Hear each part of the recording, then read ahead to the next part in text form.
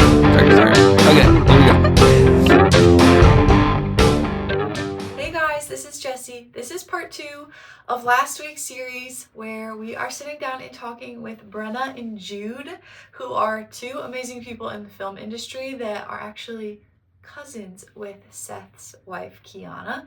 So we got to sit and chat with them, and we just kept chatting for a long time that we wanted to split this episode up into 2 parts so that you get the full conversation, you get to hear about what they do, their thoughts on film and the industry and the different projects that they're working on, and are really freaking fun. So if you enjoyed part 1, you will love part 2. If you haven't gone and watched part 1, go watch part 1 and then come back to this episode. We hope you guys enjoy. It's been so fun this summer. We did most of the development for it, and so building the world out, building out the characters, and putting together season-wide plans and stuff like that. And then just in that, discovering so many fun things we would play with. Also, we work from home mostly, and so we know all the funny things that happens on video calls and all the stuff. Like, of course, wearing the suit up top and then the gym shorts at the bottom, stuff like that, of course. Yeah. What happens if your camera's on when you go to the bathroom? Right. What happens when just miscommunications of things? Yeah. Yeah. Those are always fun. And then all the things that you try to get away with, like being like, I could run to the run to the store in between these calls, and then like picking up the call in the car. Like, there's all kinds of fun things that we can play with now, and I think it's very relatable because so many people are work from home or partially work from home now. So it's a lot of fun. And then of course we wanted to make sure everything's rooted in like some real deep themes and some real thoughts and some real emotions for people to connect to. And the hard-hitting moments, it's rooted there, but the stories are all extreme. So it's like this crazy thing that would never like really happen is happening in these episodes, but it's all rooted in something. So we get to have a lot of fun once we've already figured out the hard part. Kind of with every episode, like what is the deep meaning, what's the message behind it, what are the arcs that all the characters go through and stuff like that. That's fun to hear, even just like the process of like building something out like that, thinking through those levels of it. That's like, I don't ever watch The Office or Parks and Rec and think like, oh yeah, what's like the deeper meaning here? But then like as I'm watching it or when I'm about to turn it on, but then afterwards, sometimes you think about it like, oh yeah, wow, wait, that really happened in that episode or whatever, or like with that character arc over the season or whatever. Oh yeah, wow, that was cool, So it's fun to hear about the way that stuff is really planned and really intentional. Yeah, we did this one. I think it's our first time really doing like a writer's room, which is how most television shows work. So you'll have like a staff of writers in a room, and they come up with all of the character arcs, what are the arcs for the whole season, what's like the main conflict, kind of like summaries for every episode, things like that. And then they branch off and give, each writer to actually write out usually the specific script, or maybe there's like one writer that just writes out, the character of Michael, or they just write all the dialogue for this person. So every writer's room is a little different, but we did that this time. We had a group of people come together and we figured out the whole season and all the character arcs, and then Jude went and wrote the first episode, and it was great. And then we had a table read and got the actors together and put it on its feet and kind of heard, okay, do these jokes land? Do they not land? Like, what's working, what's not working? And then he was able to kind of fix it from there. But yeah, really like going back, doing all the work before you actually start writing. Like, we spent weeks just being like, this specific person that is a rower and loves rowing, like what is their goal and why do they work at Dr. Slurpee and what is Dr. Slurpee and how long has Dr. Slurpee been in business and do they make a lot of money? Do they not? Like, do people like them? Do they have a rival Slurpee business? Wow. This is so which fun. They do. Yeah. They will have a rival. The more you build it out, like the more fun it is and the more grounded it is, and it just saves you there's so many, and I did this when I first started writing, is I just wanted to go straight to the script, just what I had in my head, just put it right down, just like write a whole script in 2 days kind of thing. And then I found myself having to do major rewrites, and then it took a year to get something decent. Whereas this way, it's like, okay, it's not as fun to think about like, what's the message I'm trying to tell? What's connected to me? What can I authentically write towards? And, what experiences have I had? And then how do I kind of exaggerate them? Or how do I, what do I want to talk about? What's the message? What do I want to get across? What themes? What is the purpose? Because you would think in a comedy, just make it funny, but it's actually not. Like, you look at a lot of your favorite comedies and they have a main message. The Office is about found family. So is Parks and Rec. Or The Good Place is obviously about what it means to be a human. Yeah. Speaking of found family, just to add something adjacent to that is Modern Family. It's all about how do you coexist with people that are kind of different close than to you. Yeah. And so there's all these deep meanings in shows, no matter what the genre. Right. There's a good story, and then you push it to fit the genre. And so from that in writing, I've actually not written very much comedy, but I love comedy the most, very much. But now lately we've been the whole point of this pipeline that we've been talking about of we get to write it, we get to make it, we get to distribute it, and we get to market it ourselves. It's the really long way of having, just making the stuff we want to make, because we have a lot of friends and we know of people that have overall deals and stuff like that where they're just quote, just the director, but they don't have any say in what they choose to get made or kind of how it's made. Dang. And so, and a lot of times you can go through the whole process, make it, and nothing comes of it. And so we're just how do we avoid that? Even if it's a longer road, even if it takes more setup or whatever, because we see a lot of people, especially now, especially around the strikes, they've been in the industry decades, and they're I hate where it's going, or it's still a struggle every time, or every project I have to start from scratch. I have to start over, and we're just ooh, that looks tough. Yeah. How do we not do it that way? Yeah, a lot of people are leaving the industry right now on the crew side just because working project-based gigs, it's hard. It's not always sustainable, and so we've been really talking about how can you be sustainable in this industry, and that may be hustling more now just to set that system up. But then building your audience now, it's a lot of work and it's a long road, but then then you can kind of take that audience from thing to thing to thing.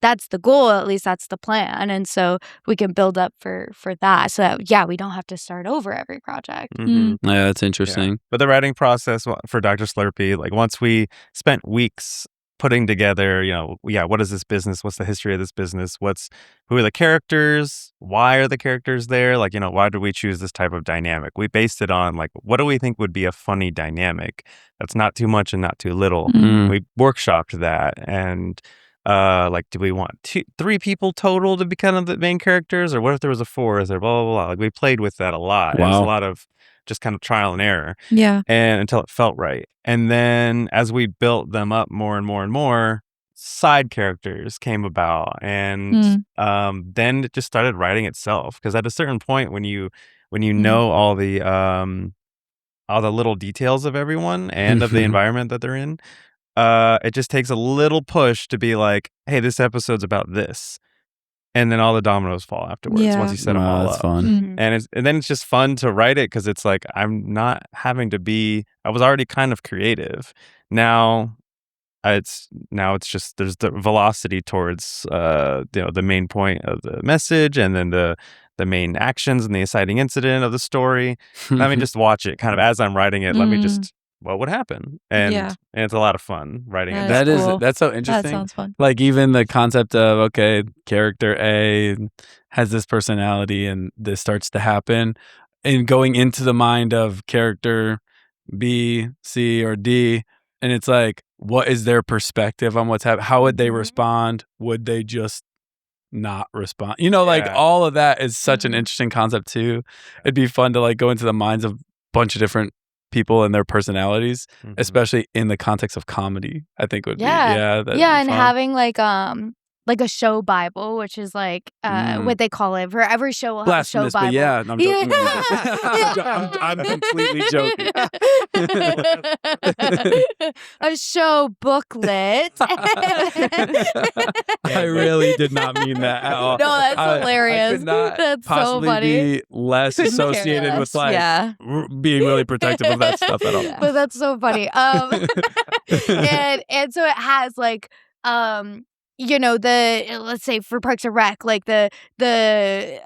what the town, all the rules of the town and how it got established and all the characters in it and your character bios and breakdowns and stuff like that. And so having a character breakdown, because sometimes if you have like 12 characters in a scene or something like that, you could be like easily forget what one person would be like, and then you kind of lose their voice. So to be able to go back to the bio, be like, okay, right, like this is where that person came from. That person has one sister, or that person has whatever, doesn't have any family or has a bunch of family, and then being like, okay, right, they wouldn't say that, they would say this. That's yeah. Yeah. So interesting. So we're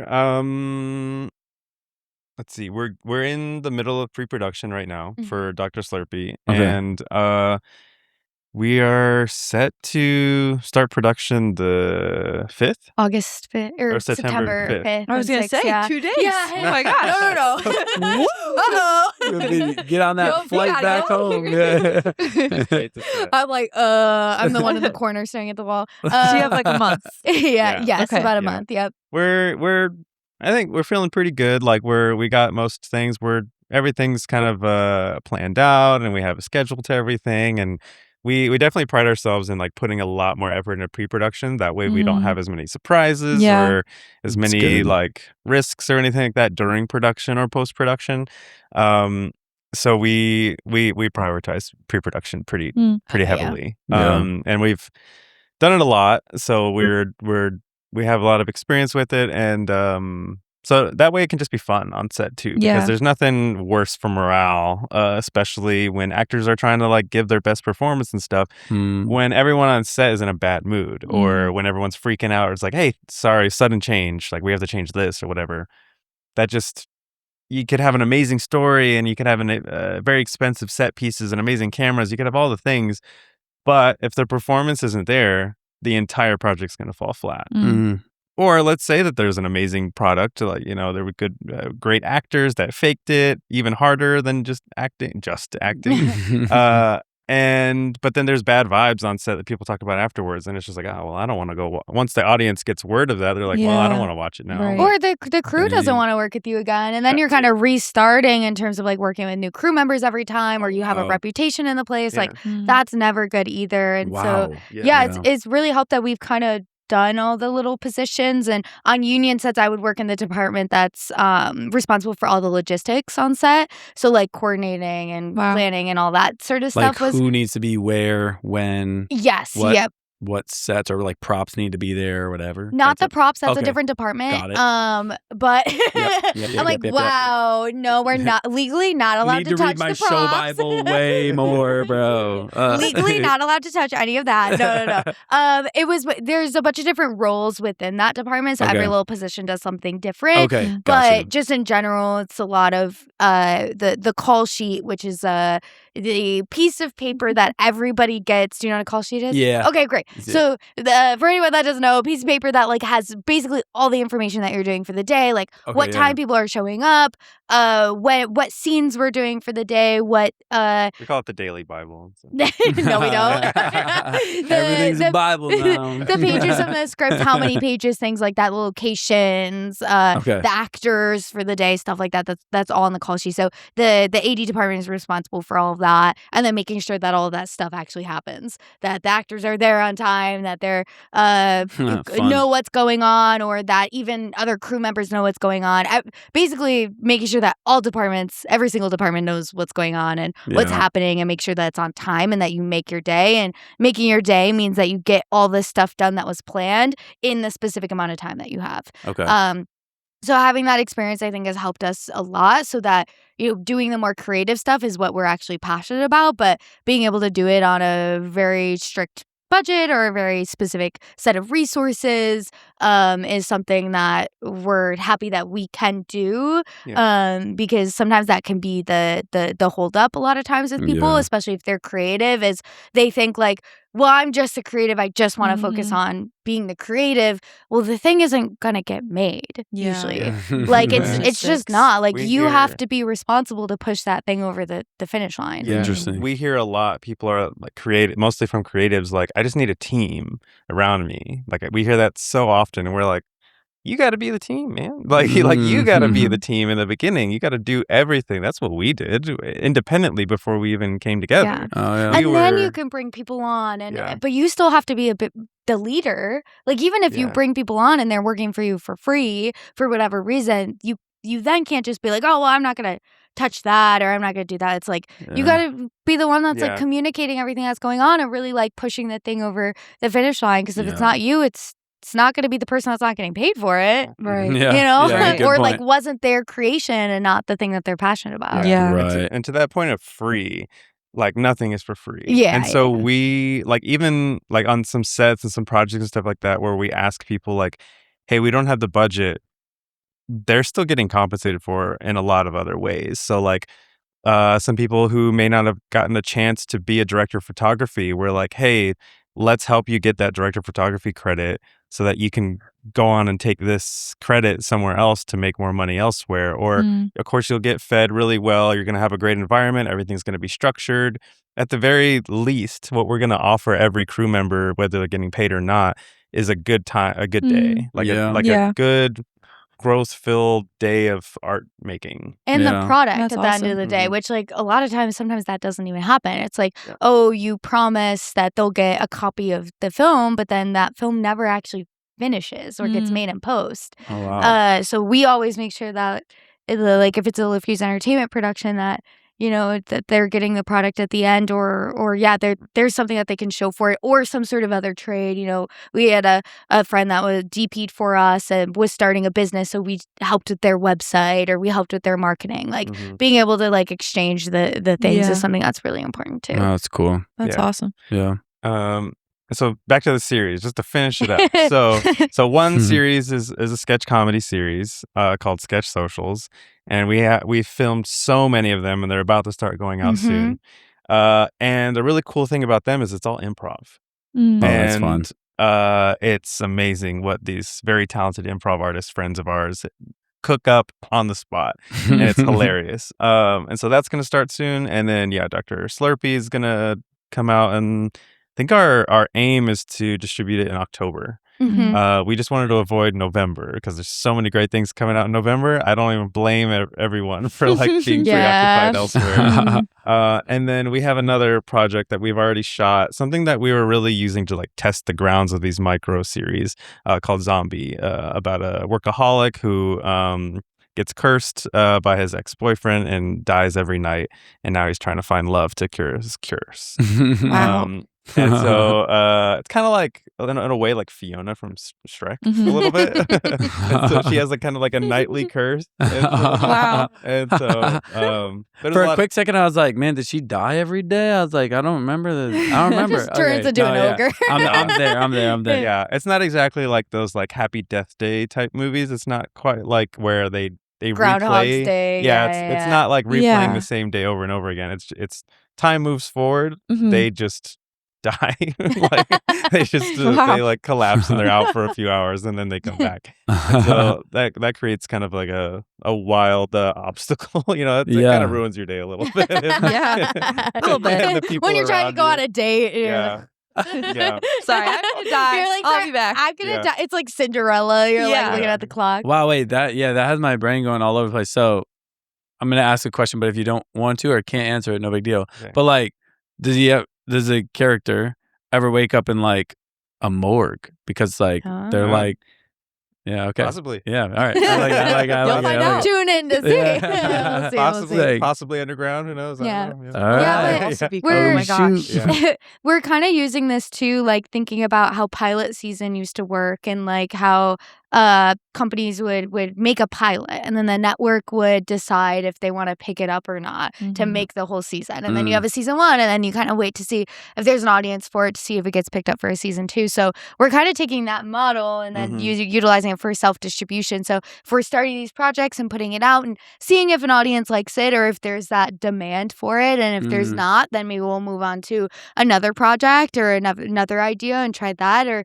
if there is like an audience for it and people seem to be really interested and want more, then like great, we'll go and make more. But kind of utilizing that, but in a more distribution route is really interesting. Because the main thing we just didn't we're creatives. We wanted to create and we want people to see it. We want it to have an effect on people, and then we want to create more. And so for that, you need an easy distribution pipeline, and you need the funds for it to be sustainable, and then you also need a working operation model for it to be sustainable on your body. Like you need to be able to healthily do this stuff and for it to work for your whole crew as well. So that's what we've been creating heavily, focusing on this year, but in all its different components for years. And we're taking the best parts of union work and we're kind of like putting it in our tool belt, and then we're kind of leaving the parts we don't like mostly ego, and because ego will just do crazy things on these big union sets for no reason. And because the ego stems from those things like, where is it going to be distributed, and what kind of audience does this reach, and what kind of money do I make if I act this way on set and stuff like that. Like it gets crazy, and so people will play some crazy tricks. Yeah, like just all based on ego and pay and things like that. Like mind games type stuff. Yeah. Wow. But it's all kind of centered around sustainability. And so it's just like they're doing these things that are egotistical and all, that make the whole crew feel uncomfortable and stuff like that, because they think that's the way that they can get another job afterwards. Dang. That's crazy. Wow, that is crazy. Also, to be able to, from your position, be able to, maybe not make excuses for things, but to be able to rationalize and be like, okay, well, is there a deeper problem or maybe just obstacle or whatever that's leading to some of these decisions or these behaviors or ego, whatever?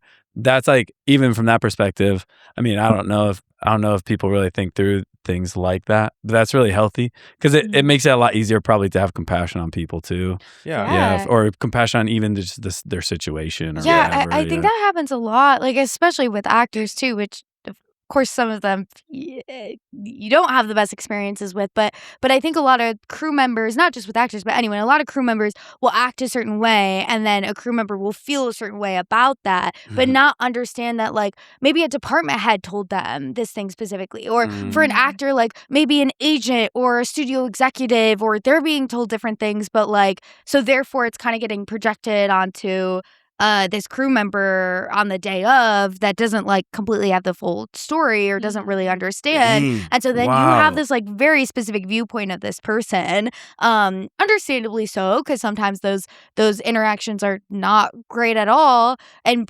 shouldn't happen, but also there's a much larger story. There's layers there. There's so many layers. So I always try to take a step back and not take it too personally, but sometimes it's hard, and also it's well, then maybe there's a problem with the whole system. Maybe there's a larger issue here that people just keep putting band-aids on, because it's why aren't we all why are we playing all these mind games? That's we don't have crazy. to. What if we just figured out a different way to figure it out or talk about it? And so that's what we're trying to do. We're trying to every decision we make for operations that we want to repeat from series to series or film to film is what's going to be sustainable. And so even right now, while we're doing all the production work and setting up all these series, I'm taking a second to step out of that exact project and thinking okay, what part of the procedure is this, so that I know that we can apply this next time with a grain of salt, because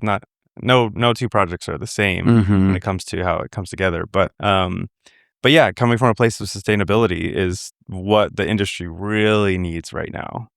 Interesting. Yeah, wow. I know you said that you had a couple of questions that you wrote down. Do they go with anything that we were talking about, or would they be a hard right? No, I don't think so. Or hard left? What time is it? It's 2:23. Okay, great. Then we probably have 20 minutes. Okay, great. Yeah. Sick. Will you set a timer? Just Yeah, so I can do that I got you. Forget. Wow, My let me be computer the died. one who sets the timer today. my This phone's is gone. crazy.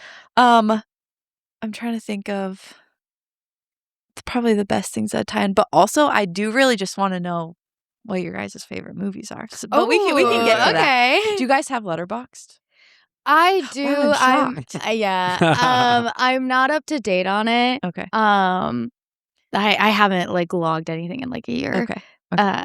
But we do have our own just personally favorite ones. Well, I had this thought when you guys were talking too of when you guys watch movies and shows just in your own time, does it feel like you're watching it thinking like, oh, what did they do, or how did they write this, or what's this? Like, are you thinking about it from like the logistical perspective, or do you just like sit and watch and you're like, I'm just sitting and watching and enjoying this? In the beginning, when I first started working on sets, it was a lot of work. It was pretty exhausting to watch a movie because I couldn't turn that part off, the Yeah. logistics side Right. off. But as I just got more familiar and comfortable with it and stuff, so I was just speaking personally, because Brenna had a lot more experience before I did in the film industry. 10 more years experience maybe or more. Yeah, I went to school for it, but I wasn't working union wise, so Yeah. there was experience. It was a certain type of experience, the Michigan film experience, and then But so in the beginning, yeah, it was a lot of work. And then as things just became more familiar, just be like, oh yeah, I've seen this before. I know how to think about it, whatever. Now I can watch a movie and just enjoy it. And if something novel comes up, like, oh, how did they do that? And I just think about it. And then we'll talk about it for a couple minutes. We'll pause, think about it for a couple minutes. And we're like, oh, this is what they had to have done. Okay, cool. And That's then fun. we move on. Yeah. At first, it used to take us like 4 hours to watch like an hour and a half movie. That's awesome. Because we would just pause and talk about everything. Now we kind of have like a shorthand, and we kind of know like when it's worth to pause and be like, oh, they used a or like we could just be like, oh, they used a crane here, or like, oh, why'd they go steady? Interesting, or things like that. It's cool to think like to know the outside information, like, oh, we know that their budget was 28 or let's say 5 million or something like that, and then we see like a really big set piece, and we're like, wow, that's pretty expensive. We know that's pretty expensive. Why they must have known somebody? Yeah, because it's like, oh, if their budget was 5 million, Okay. I know that this costs probably like $500K. Wow. Yeah. I don't know. That's a big chunk of their cash. Like, I wonder, that must mean that has to be green screen, or that this is that, or we can put pieces together. Yeah.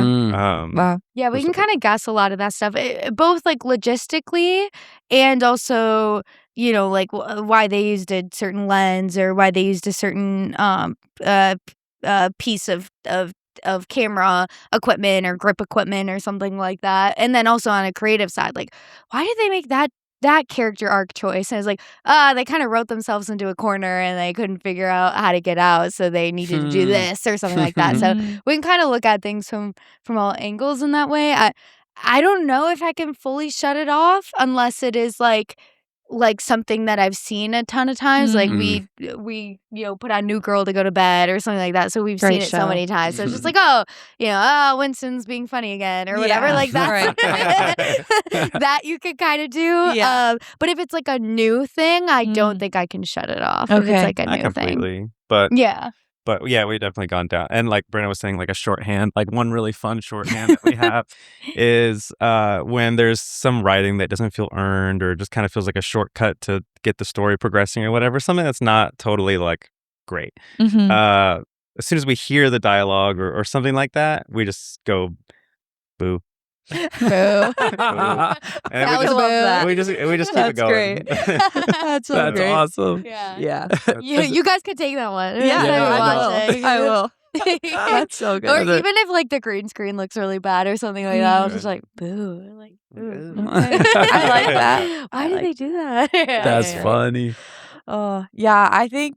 I just love hearing about all of it. Like everything that you guys are saying is like, I'm eating it up. And also I feel like I'm learning so much because like it wasn't like full blown like 4-year degree type film school, but just like a program. And it's like I got a very small taste of like all the different kind of little things that go into it, but it was never on like an actual set or like a huge scale. So to hear like the real, like, this is what happens, this is how it goes, and like all that is so interesting. And it's just like mind blowing. But I think what is like, if someone's listening and they're like, okay, like I would love to be in the film industry, or like I have story ideas that I want to see made, or whatever that is, like what is like your biggest kind of just like, if you had to tell them one thing, what would you give advice wise? Hire LaFuse Entertainment. There you go.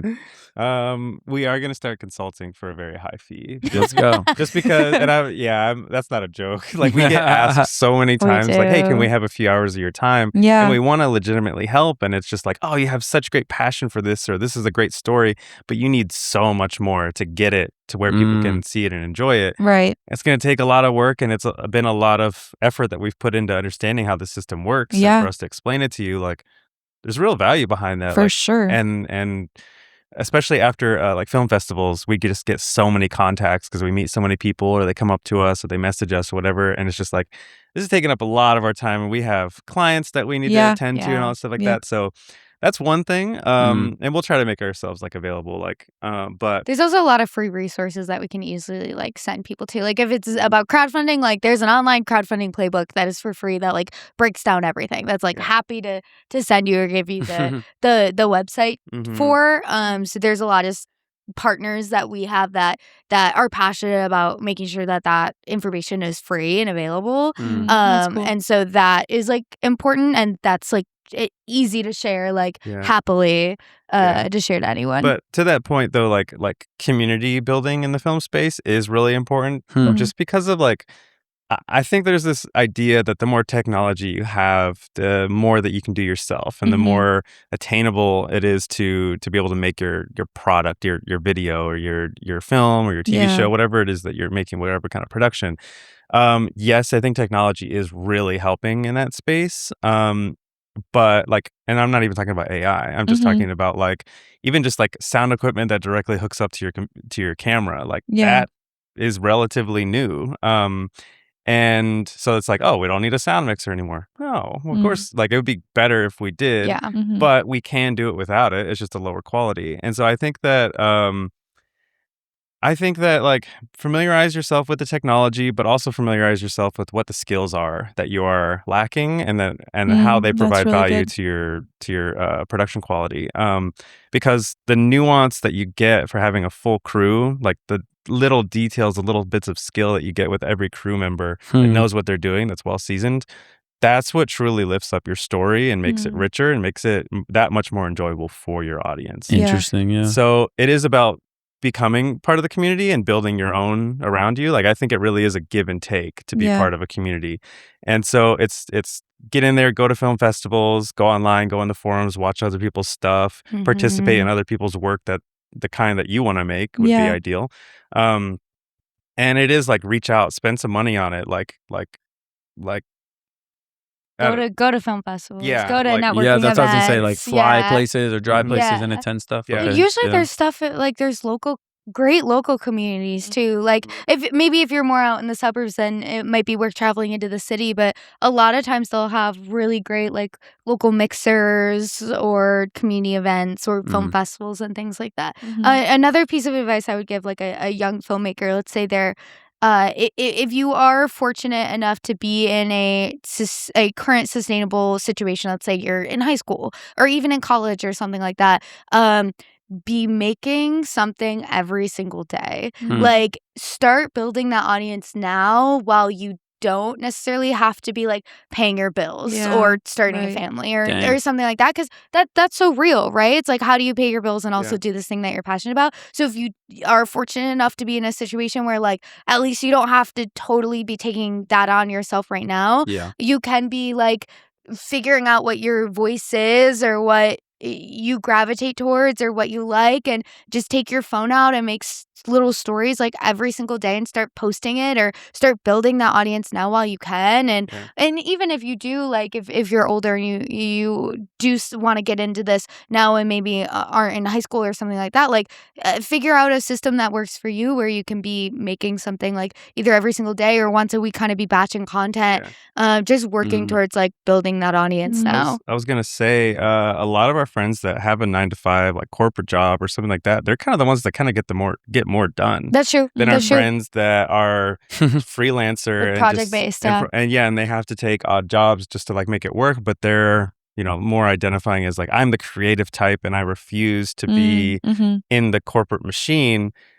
And it's like, we kind of see it work both ways. Yeah. Like we have some friends that have corporate 9-to-5 jobs, and they work on the weekends and the evenings, and they're getting a lot done. Like, Yeah. and they're doing great. Because that's their outlet. They're Yeah. like looking for. They're so passionate for it. And it's not like a necessity Right. in order to make sure Right. you're making Exactly. it. They get a Mhm. lot more flexibility with what they choose to do. And a lot of Yeah. times they're the one that, That has a makes little bit extra sense. cash to fund Yeah. to have that kind of positioning. That makes sense too. Yeah. Whereas the kind of freelancer creatives, they're like, I'm going to take every opportunity that comes my way because that's how I find sustainability. I think Yeah. it's also easier to get burnt out when you're Right. a freelancer or gig based because you monetize to the thing that you're passionate about, which is always like yes, right? Like the dream is to feel like work isn't your job, but sometimes in order to like get a job, you might be doing a slightly different position that you aren't necessarily super passionate about, and now you're like monetized it, so then you're just like burnt out. You don't want to do anything involved in the industry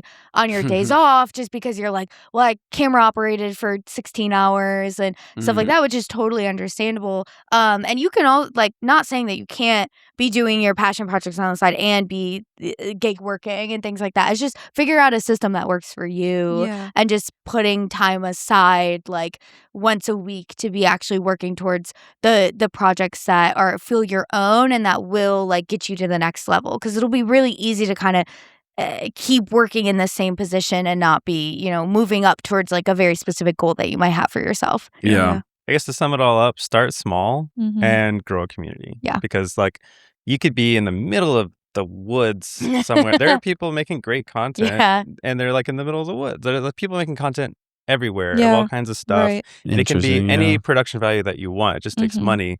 So just start small. Like let the production quality be low, but have it be a good story. Yeah. And focus on the skills that you can control and that you do have the financials for.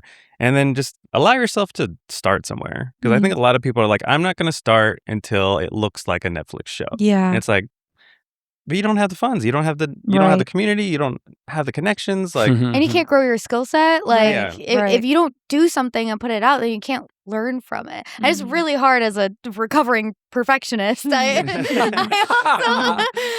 this a A lot. recovering I'm perfectionist. like, I don't want to put it out until it's completely perfect. But like, it's Yeah. never going to be perfect because you learn once you put it out and Right. Right. like see like, oh, right, I should have done this or I should have done that. But you never know that until you do it. So like, Yeah. it doesn't have to be perfect. You just have to be like proud of it or be happy of it and do your Yeah. best that you can in that moment. But it's never going to be perfect. Dang. That's great. Yeah, that Great is cool. advice. I mean, should we wrap up with your top 4 movies Oh, okay. Top individually? Or you said, however Okay. many top You're like, I have you one. feel. One is also fine. I have a few. Go ahead. Oh, I'm going first. You have your one I locked can and go first. loaded. Okay. My favorite movie is very niche. It's called Tenacious D and the Pick of Destiny with Jack Black and Kyle Gass. Wait, yeah. Okay. I've I never know even of heard this of it. movie, and I saw a part of it on TV like a couple of years ago, a few years ago, whatever. And I literally turned it off because I was like, I want to watch this from the beginning. So, okay, wow. It's an experience. Super niche, Okay. cult classic. Okay. Okay. And it to me, it's just fun, and it just hit. It just hit all right. It was great, and it's funny because it's a musical, and I do not like musicals. Okay. But it's not like the whole thing isn't all in song. They just kind of, I forgot the term for it, but they bust into song every now and then. Okay. That's fun. And it's music from their band, from Jack Black and Kyle Gass's band called Tenacious D. Their actual band, they actually tour, stuff like that. Wow. And so I love that movie. I just Okay. think it's funny, and they just like took a very simple kind of concept and just pushed it to the extreme. And Okay. I Yeah, love that's that type of crazy. comedy. Yeah. Oh, yeah. And then Godzilla -1 is definitely up there. Okay. I love Godzilla. I like I just love what like the intellectual property of Godzilla has done, and how they've taken such a tragedy and personified it into this character. And so for that reason, I love Godzilla. And then what they chose to do recently with Godzilla -1 and put these really deep characters around this super scary spectacle of a giant laser breathing lizard, and you just like really feel for them. It's just like, wow, how did they do that? That was incredible. And also, I don't speak Japanese, and it's all in Japanese. And so it's just I love that movie for that reason. And then this will be a good segue. Into Brenna's. I love Everything Everywhere All at Once. I think it was a good movie. Very kind of. Yeah. I've told him multiple times that he needs to watch. That's mine. Yeah. Very powerful themes and messaging and deep characters and all that stuff. And then they just pushed it to the limits with just crazy circumstances and situations and stuff like that. So good. Yeah, that movie made me bawl. It's so good. It's like the last movie that just made me bawl in the theater. Oh dang. Yeah. Yeah, I don't know. Good. I don't like crying. But it's not. But it's not. Yeah. Even, it's not even not sad. Not like because Seth, like any movie that ends where he's like, it's not like happy. He's like, well, I don't like that movie. Oh no, this is happy. And like you would like it. You would like it. Yeah. No, it's like very like euphoric. Yeah. Oh, okay. All right. No, it all make me cry then. That's fine. It all comes full circle, and like that's why you're crying. Okay. Yeah, good. it's a good cry. Good cry. Okay. So Everything Everywhere All at Once. Great movie. Is so freaking good. Love Arrival. Oh, I don't know. Arrival. That's the one you said is Dennis. Denis Villeneuve. Yeah.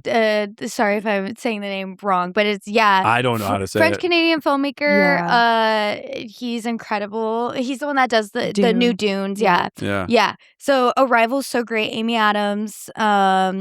It's about like aliens coming down and they have to figure out how to speak to them. It's all about like language and the concept of language and thought and what that means. So really, really great. I love Ordinary People, which is old. It's a Robert Redford directed movie with Timothy Hutton. It's 1980, I think. It's just about like a suburban family just going through it. It's very like a simple movie, but I think the writing is genius and it's still extremely relevant. It felt like very relatable to like where I grew up. And that one's kind of like a sad one. Like it's not a pick me up, but like if you want to feel your feels, it's a great one. And then I go back and forth between like Parasite. Great or like Little Miss Sunshine. Also I also love. And then of course High School Musical 2. Boom. Just cinematic masterpiece. Yeah. The second one. Yeah. The second one specifically. Yeah. Okay. Cinematic masterpiece. Bet on it. Yeah. Wow. Bet on it. Yeah, I've also been telling Seth he needs to watch Parasite too. Yeah, you brought that one a couple times. I think you would really you guys like brought it up Parasite. yesterday a couple times. The ending's it's not as like happy. It's definitely not, but it's not a happy ending, but it's a wild ride. Yeah, it is. Okay. Just drop in and have fun. All right. Yeah. What subtitles? Yeah. I usually only watch things with subtitles, and I know you're pretty much the same way, Yeah, aren't I you? usually do too. Very rarely I won't. Yeah. But, yeah. Okay, what are your guys's? My like favorite movie of all time is Dan in Real Life with Steve Carell. Oh, I haven't seen. I need that, to watch but we it. also like grew up watching it. Yeah, and it was felt very much like our mom's side of the family, like big family, a bunch of cousins, a bunch of aunts and uncles. Like it just feels like the way that we grew up. Yeah, and it's just it's funny. You cry, you laugh. Steve Carell in that role specifically, I think that's like one of his best roles I've ever seen him in. Yeah. Like he's very goofy, but he's also very just like emotional, and he's this like widowed single dad. He's like wise and also so dumb at the same time. Right, like he's trying to raise like teenage girls and figure out like what he's doing, and just like in the middle of this like family reunion weekend. It's really good. So that's like my favorite movie of all time. But my like, if I have my top 4 on Letterboxd, it's that movie, Life is Beautiful. Oh, I my love Life is gosh, Beautiful. it's so sad. It's but so it's sad, so good. but it's so good. It's a great so movie. good. And then Ratatouille, because it's just like of course you have to. And I'm honestly blanking on what my last one is. Oh, About Time. Oh my I gosh, love that we were movie. just That's my talking favorite about romance. I just every time I watch it, I'm like, okay, so I like want to change the entire way that I live my life, and I just want to appreciate everything, and everything is beautiful, and yeah, it's so such a good smart. movie. The way that So like good. you don't need to know about the time travel of it all. Like Yeah, you don't like, need they to don't know really like give how it any works. explanation. They're just like, here's what it is, And that's fine. Yeah. Like that's not what it's about. Like I love the it. purpose of the movie is about something bigger. I need to rewatch it to know exactly how, but I just remember from the first time watching it, just rooting for the main character. I forgot his name, the character name. Just so much, just rooting for him so hard that he finds love, and then the choices that he makes. Mhm. You're just rooting for him the whole time. We're like, yeah, good Yeah. choice. Yep. Like, It's so good. It's so Yeah, good. yeah. I need to watch that. I don't think I've seen it. It's It's another really one that I always talk good. about. It has I don't actually know if it's Bill Nye or Bill Nye. Like I don't remember how you say, but that he's an English actor. He's a little bit older. Oh, yeah. I love him. Yeah. Like anything he's in, I'm like, all right, I'll sit down and Yeah. watch it. So I think he's I so definitely great. know He the plays like name. the dad in it, but Oh. I know the name. If I saw his face, yeah, I'd probably he recognize plays him. Davy Jones in the second Pirates of the Oh, Caribbean yes. too. Yes. Oh. And he's in Love- Love Actually. Yeah, I know exactly what it is. Yeah, yeah. Anyway, Okay. anyway, your movies. Oh, geez. I don't know.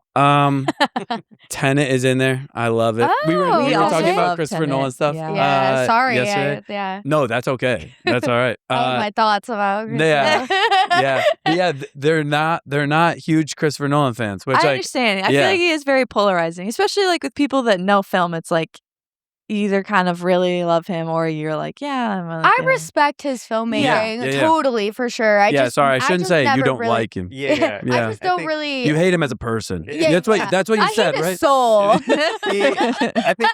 I think he Yeah, takes sorry. on a little bit too much, and I think he needs a bit more community. He needs to let more community in, and then his projects would be amazing because he has the hard parts done. Kind of like he has all the funds and all the notoriety and the big ideas and the connections to all the actors and studios and stuff like that. He's owning this audience. Yeah. He's got me. Yeah, He's got me. I think if he just let a few more people in to help round out the story and for the stories to be more authentic and a little bit less yes man around him, I think his stories would be amazing. That's it. That's yeah. I totally agree. Yeah, I think I thought the same things before you even said them out loud, and so thanks for that. But yeah, Tenet, I just had so much fun. Even the music, I love that. Oh Yeah. man. Let's see. It's hard for me to ever have a favorites list and not say Star Wars, just because it just means so much. Yeah. Like it just does. I just don't. I know that it's like, yeah, it's a pretty like. But like, which classic one are you story. talking? Any like all. any of know. them outside of 7, 8, and 9. Okay. All 6, 1 through 6. Give them to me. I mean, I just watch them at least like once a year, at least. I would say like the Oceans movies, 11, 12, and 13. So good. But specifically 12 is the best one of the 3.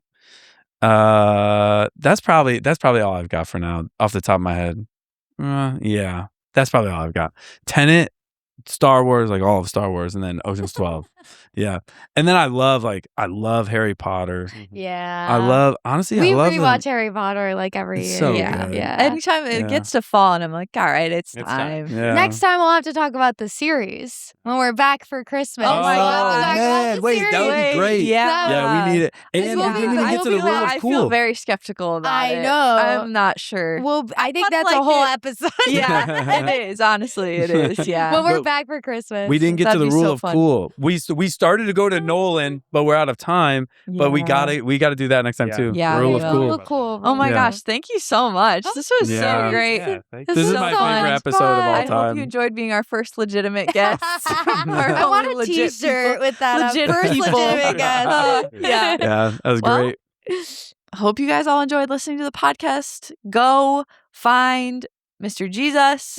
We will link everything in the show notes so that you guys can subscribe to all the like newsletters, all the stuff. Yeah, Find them on everything. get hype about Sketch Yeah. Socials and Dr. Slurpee. Dr. Slurpee. Yes, Oh, I I'm can't excited wait. about it. I can't wait. But yeah, we will see you guys next week. Sweet. That's usually how it Woo, ends. bye. Boom.